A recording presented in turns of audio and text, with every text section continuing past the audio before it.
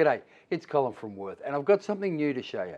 This is the Wurth Workshop Crawler. Now, I like to call it a creeper, but Wurth call it a crawler. So let's have a look at it. Firstly, it's made of really sturdy, oil-resistant plastic. It has 6 really heavy-duty wheels that turn in all directions. So once you're down on the ground, you can swivel around any which way you want to go. It's moulded to contour the shape of your back. It also has this padded backrest and also a padded headrest.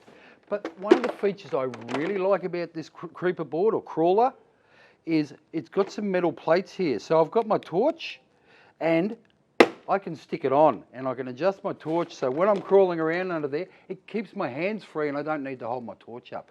So I think that's a terrific innovation on the Wurth crawler.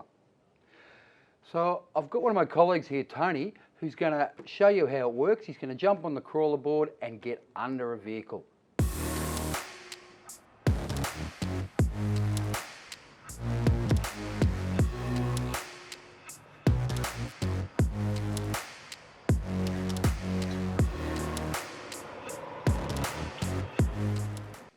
So that's the new Wurth Workshop Crawler.